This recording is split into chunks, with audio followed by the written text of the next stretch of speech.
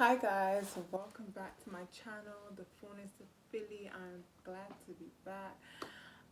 So this topic that I've had in mind for a while now, I've only got around to presenting it. I feel like we can all learn from something here because it's like a daily struggle. We all go through it one way, shape or form, and it comes out in different ways in our lives. And it can actually be very destructive because the person I am today can be very strongly altered by that one factor, and if we don't tame it, if we don't hold on to it and be like, okay, well, no, we're not going to do that, like it can end up consuming us and just taking over our whole lives, and we just end up 2 years time, wake up one day and we're just like, since when was I like this?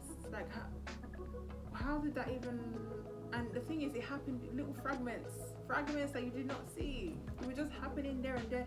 Nobody really stopped you because one reason or another, no one brought it to your attention. Now you're into this full-blown problem, Then it's an even bigger issue to fix because it's like, where do we start? Okay, so my topic today, let's get into it. My topic today is ego.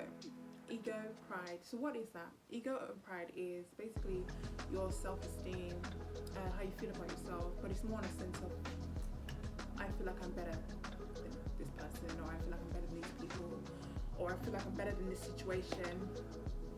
And that can really, like I said, it can be really destructive. But the thing is, what I'm trying to promote here now is self-awareness. We need to be aware of who we are, or aware of certain elements coming out, and tame them, hold them back and say, okay, not today, we're not going to do that, we're not going to do all of that. Even got to the point I realized there was a time that I would say stuff like, even though I'm very confident, a time where I'll say like, do you know who I am? Like, do you know what? Do you know who I? Okay, and that kind of thing, as a Christian person, that should not come out loud because that's very egotistical. That's very like, I'm better than this situation. And even though I'm not saying it, your attitudes and your tones reflect who you are. And obviously people read things like that. Even though sometimes people may not be able to articulate it, people can sense this vibe. And nobody wants to be friends with somebody who believes that they're better than somebody else. I'm not saying that that's how I was all the time, but like sometimes I'll say stuff in my mind like, do you know who I am? But even if you say stuff like that in your mind, you're putting these one and two, your mind is like, it's a muscle. These kind of things, they grow and they blossom if you don't approach them in a specific way and be very self-aware of how you want to live your life and what you want to portray to the world. So what I'm saying now is that we have to be aware. Now, how do we be aware? How do we be aware of if we're operating from a place of ego or a place of self-worth, or become aware by really backtracking. You need to go through your thought process and ask yourself, what does this mean? When I'm saying this, what does this mean? Or if you got into an altercation, why do I feel so strongly about the situation? Why can't I let it go? Is it because it's this specific person, or is it because people should generally not talk to anybody like that? If you answer that question in your mind and you think it's because it's this specific person, then you should know you're coming from a place of ego, because now it's almost like you feel like, who is this person to give me this sort of attitude, or give me this sort of advice, or speak to me this sort of way? Well, that should not be your approach. If you don't like the situation, you should remove yourself from that situation, but you should not say to yourself, I am better than this person, because I'm telling you, we can all be humbled.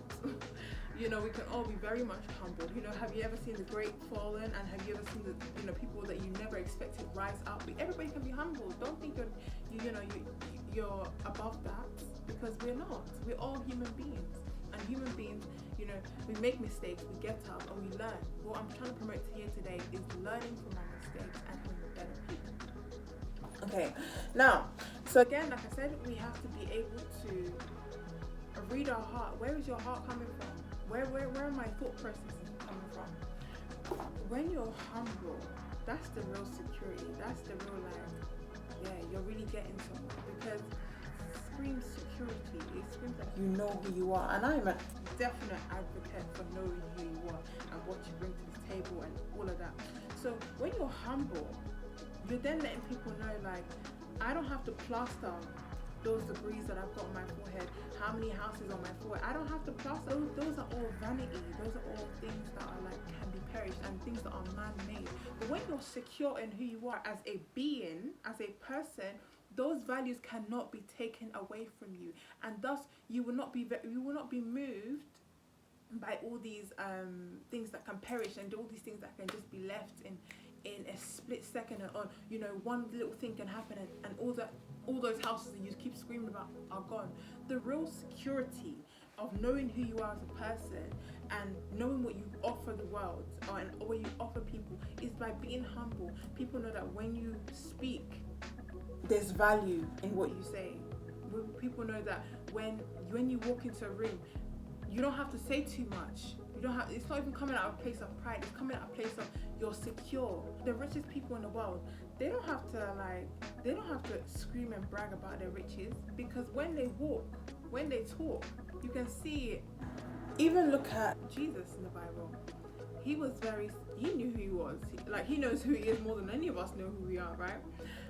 And yet he humbled himself to associate with people who, many will be like, many will turn their nose up like, really? Prostitutes, leopard.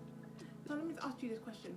Who are we to then say that, okay, well, we're too big to do all that. We're too no, I'm too fire to mellow myself down to help these people, or to associate with certain levels of people. Who are we?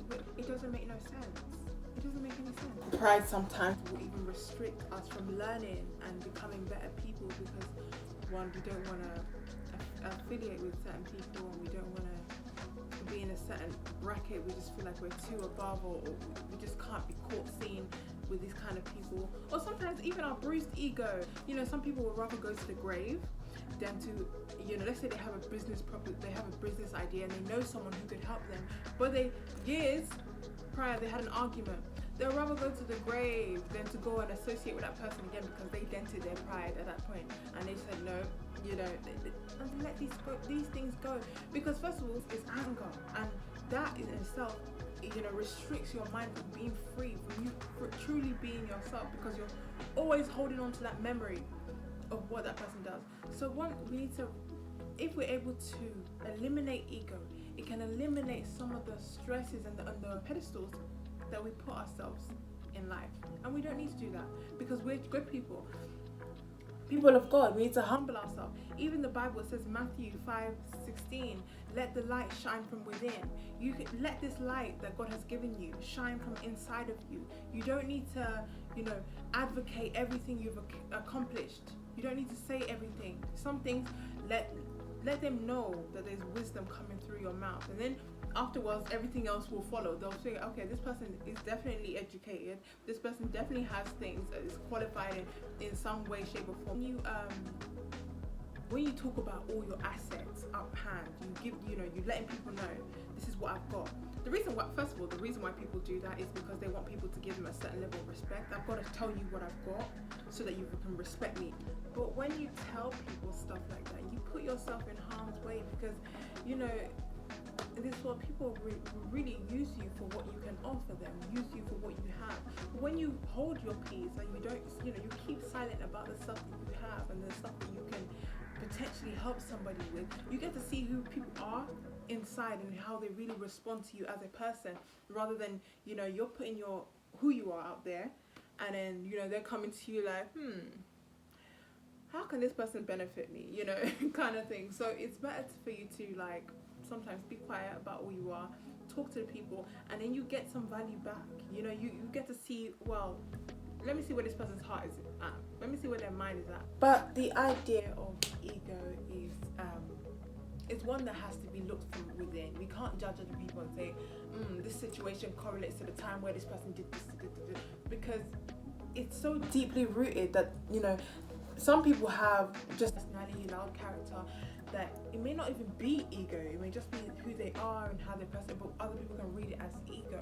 Whereas somebody else could be quiet and quite laid back, at the same time be, ego and pride is all brewing up inside. It's getting bigger and bigger as the day goes by. So what we need to do is observe ourselves and take up, make sure that we are getting better, self-development. We're growing ourselves. We're becoming better people. And then pray for the people that we think that have, don't judge them, but pray for them. Send them videos, send them scriptures. Try and help them as well, because we can't be selfish here and just snatch all the personal growth for ourselves and only become better people for ourselves. Because the people that we associate with also need to develop for us to keep growing and becoming better people. We need to put our egos aside. We need to be able to understand what the ego is. Understand that the ego is a thing where it develops through time, through your constant thought processes, and you tame it. You say, no, I'm not going to think like this. No, my thought process, I don't want to think like this. I'm better than that. Jesus did all this, and yet he wasn't egotistical. He wasn't big-headed. He had humility in his heart, and thus he was able to love people and spread love to the community and spread happiness and everything, because he was a good person from within. If you don't help yourself, understand that the ego is not a good, can end up taking over your being, end up becoming who you don't recognize. Thank you everybody for watching my video today. Do like, comment and subscribe. I'll see you next time. Bye bye.